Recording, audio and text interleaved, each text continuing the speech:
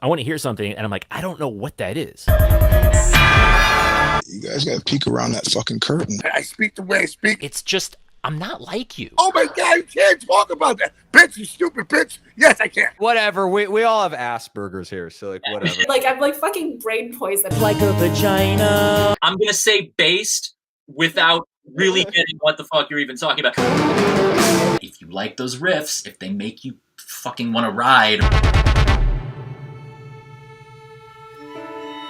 Yeah, I write alien music. Medieval music really is my black metal. Walk so silently that your feet become ears. Just the idea of awe, the idea of like huge shapes moving in this way that feel like impossible and beautiful and scary all at the same time. There's this striving upwards, spires toward the sun. Now that I've been on the Last Things live stream with Charlie Looker, I think I don't think I can have a career in academia anymore. No, I'm just kidding. I love this. This is like I don't know. This is like so like trippy to me. Like this feels like very psychedelic. You have to go through the fire.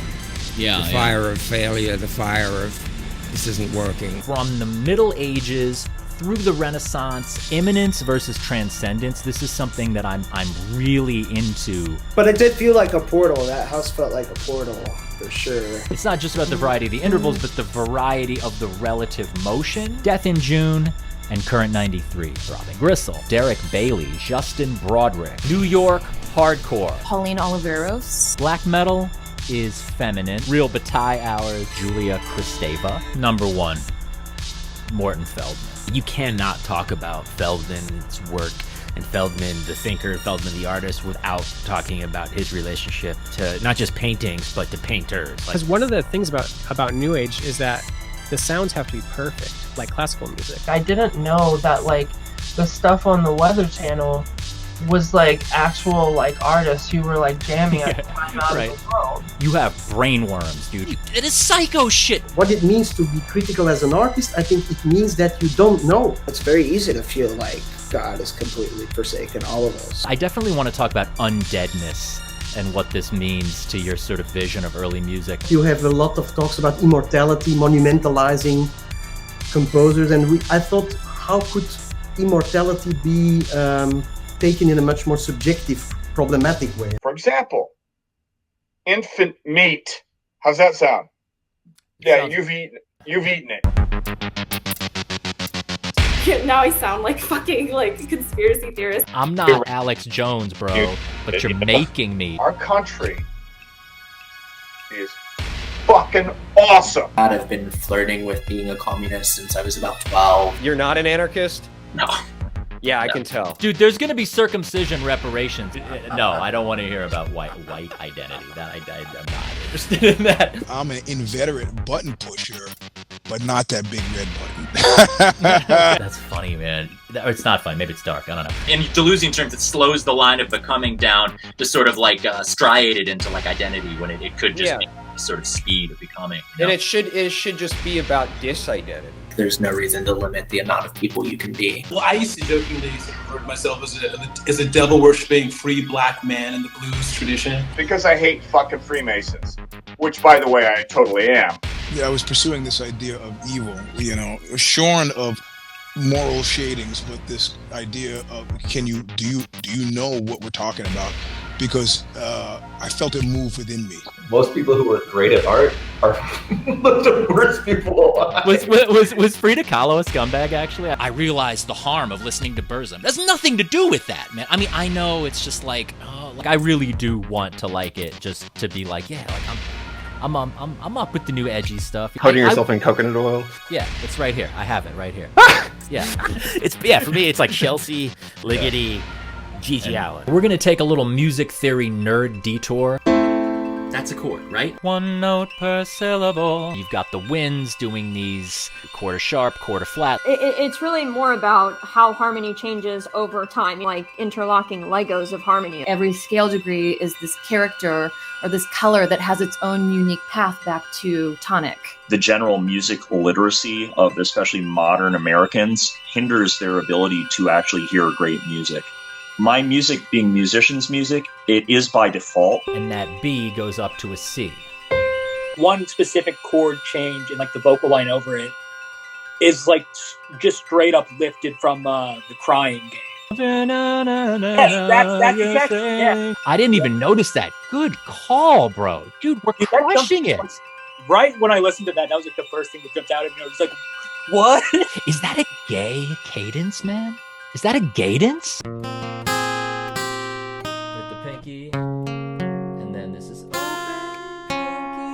The thing that New York hardcore has that other, like California doesn't have, Boston doesn't have, I'll talk this shit right now, it's called groove.